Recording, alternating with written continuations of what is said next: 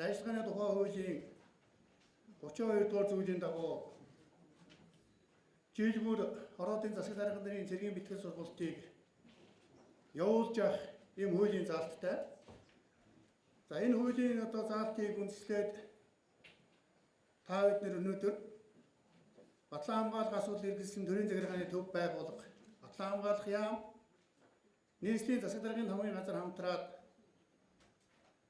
засаг захиргааны анхан шатны нэгж хоруудын засаг дарга нарын цэргийн бэлтгэл сургалтыг өнөөдөр явуулах гэж байна. Өнөөдөр манай сургалтанд Батлан хамгаалахын дэд сайд Доломдорж, нийслэлийн засаг даргын хамгийн газрын дарга бөгөөд нийслэлийн зэрэгтлэлийн төвчөөний дарга Отгонбаяр, Батлан хамгаалах яамны стратеги бодлого төлөлтийн газрын дарга бригадын генерал Сайханбаяр, дүүргийн засаг дарга хамгийн газрын дарга нар ирсэн хэлэхэд таатай байна.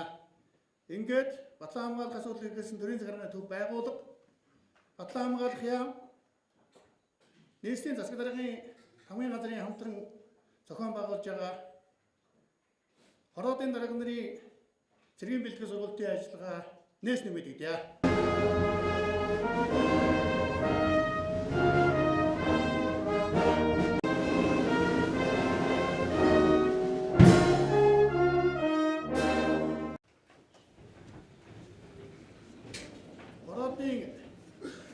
Нийслэлийн хоруудын засаг дарга нарын цэргийн бэлтгэл сургалтыг Батлан хамгаалах яамд зохион байгуулж байна.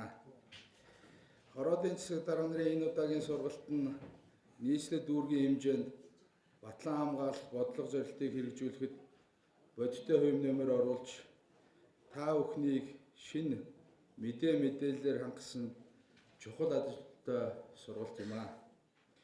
Сургалтын үеэр та бүхэн Монгол улсын аюулгүй байдалд орчинд гарч буй өөрчлөлтүүд, Батлан хамгаалах бодлого, эрх зүйн шинжилэл, түүнийг орон нутагт хэрэгжүүлэхэд нутгийн захиргааны байгууллагуудын оролцоо, төрийн Батлан хамгаалах үйлчилгээг иргэдэд хүргэх талаар тодорхой зэгцтэй нэгдсэн ойлголттой болно гэдэгт итгэлтэй байна.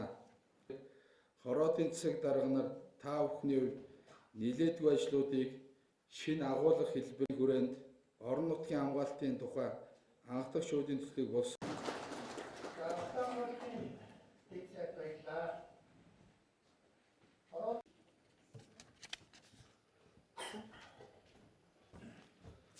Улаанбаатарт Монгол улсын цогцлох зүрх төдийгүй хөгжлийн гол зүтгүү эдийн засаг нийгмийн захирлаа юм аа.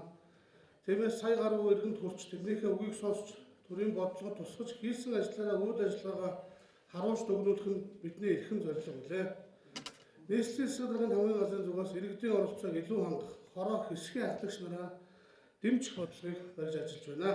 Энэ бодлогын хүрээнд 2017 онд иргэдийн оролцоотой эрх зүйн шинтгэлийн жил болгон зарлаж, та бүхнийхээ дэмжлэгтэйгээр хороо дүүрэгтээ зохион байгуулагдсан хэлэлцүүлгийн хүрээнд бид нийслэлийн хөгжлийн тулгуур болсон эрх зүйн байдлын тухай хуульд 24 жилийн дараа шинжилсэн найруулга хийхэд төлөвлөсөн зорилт маань алхмаар урагшиж өнөөдөр улсын их хурлаар хэлэлцэж байгааг дуулахад таатай байна.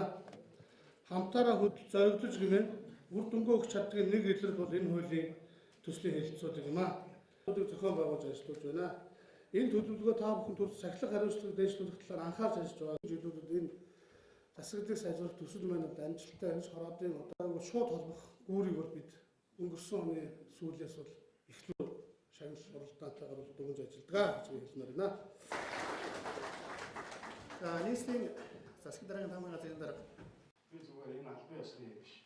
Би зүгээр сэтгэл хөдлөлд орж ирж байгаа юм шүү. Бас юм яриа гэж.